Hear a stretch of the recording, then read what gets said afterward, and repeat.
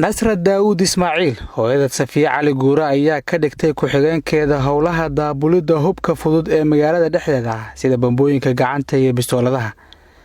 safiya cali guure culuw waxay al-shabaab u qaabilsaneed kaydinta qoryaha AK47 RPG bistoolado iyo bambooyin. waxay ku bedelatay guri kira ah iyo lacag dhan $165 bishiiba. sakariya xasan yuusuf ayaa isna al-shabaab u qaabilsanaa qaybta amniyaadka. waxa uu qayb ka ahaa dhowr iskuday oo aysan ka dhalan wax khasaare ah sida F1 bam lagu tuuray iskuulka 21 Oktoobar ee degmada Howlwadaag.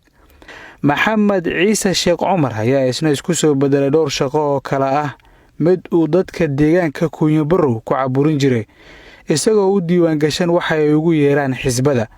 waxa uu sidoo kale qayb ka ahaa koox weerar Malaysia qaado jabhado. muqdisho ayaa loo soo wareejiyay si uu u qabto laba howl oo midna ay tahay jaasuusnimo ama indheendeen midda kalena ay tahay ku tuurista bambooyinka fariisimaha ciidamada booliiska. bambooyin aan dhalin khasaare ayuu ku kala tuuray laanta albaraka iyo warshada biyaha caafi. cabdiqaadir abuukar xasan waxa uu ahaa isku duwaha kooxdan iyo howlgeliyahooda.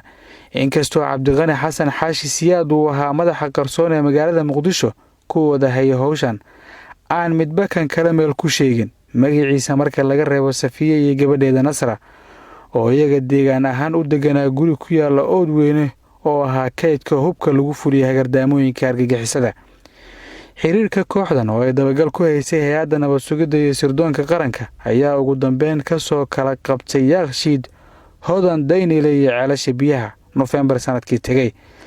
January ayaa lagu soo wareejiyay maxkamadda ciidamada oo xilligaasi u dirtay xabsi ku hayn si loo soo dhameystiray cadeemaha xafiiska xeerlaalinta ciidamada qalabka sida ay u baahnaayeen. February bilowgeeda ayuu xafiiska xeerlaalinta codsaday maxkamadeynta 60 eedeysana waxayna maxkamaddu aqbashay 25 Maaj sanadkan.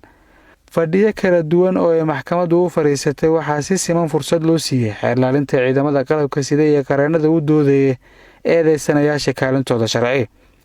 ugu horreynba xafiiska xeerlaalinta ayaa soo bandhigay hubkii lagu soo qabtay raggan oo isugu jira AK47 bistoolado bambooyin iyo RPG. muumin xuseen cabdullaahi ku-xigeenka xeerlaaliyaha guud ee ciidamada qalabka sida ayaa u sheegay garsoorayaasha in kooxdan ay sahan u ahaayeen unugyo kale oo argagixisada soo dirsadeen kuwaasi oo markii ay waayeen fursaddii bistoolada ku bedeshay qorshaha kooxdan lagu soo qabtay. wuxuuna maxkamadda ka codsaday in la mariyo ciqaab u dhiganta qodobada ay ku soo eedeeyeen. qareenada u doodaya eedeysanayaasha ayaa codsaday in loo naxariisto maadaama ay isku dayadoodii ugu horreeyay aysan dhalin khasaaro iyagoo si gaara maxkamadda uga codsaday in la siiyo xorriyaddeeda nasra maadaama aysan ka baxsan karin howl ay waalidkeed ku jireen. maanta ayay maxkamadda ciidamada ku kala xukuntay 1 cabdiqaadir abuukar xasan cimriga ha ku furto xukun ah xabsi daayin halka min 15 sano xabsi ciidan ay ku kala xukuntay safiya cali guure cabdiqani xasan xaashi maxamed ciise sheekh cumar sakariya xasan yuusuf.